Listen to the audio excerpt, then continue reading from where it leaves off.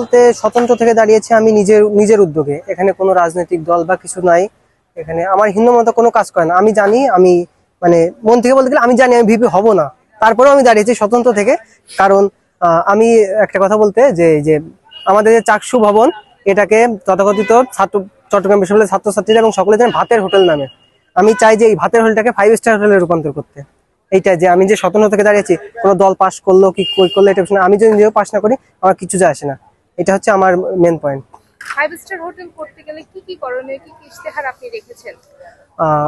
5 star hotel করতে গেলে আমি যে 300 টাকা দিয়ে একটা ফর্ম কিনছি, 350 টাকা দিয়ে ডোপ্রেস করছি, এর থেকে যে টাকা পাচ্ছে। এবং আপনারা জানেন যে চবিতে 1400-র বেশি প্রার্থী দাঁড়িয়েছে। এদের যে পরিমাণ টাকা, এইগুলো দিয়ে আমি চাই চাকসুর উন্নয়ন করতে।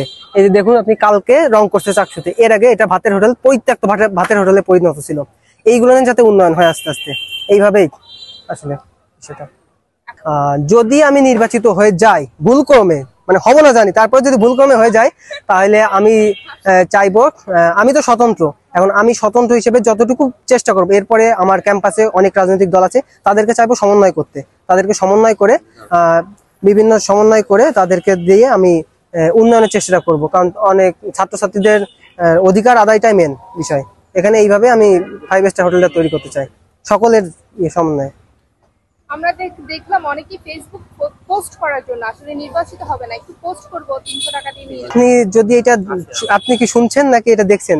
আচ্ছা, যদি দেখে থাকেন, সেই প্রার্থীটা আমি।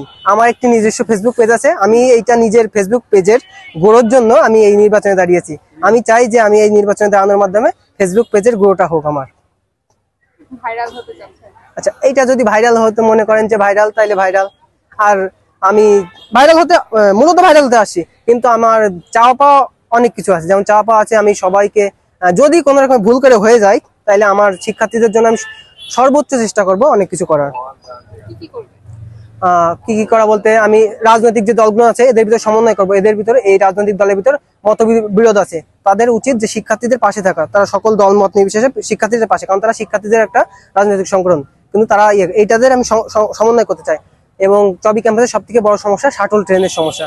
শাটলের উন্নয়ন আমি চাই, শাটলের উন্নয়ন করতে।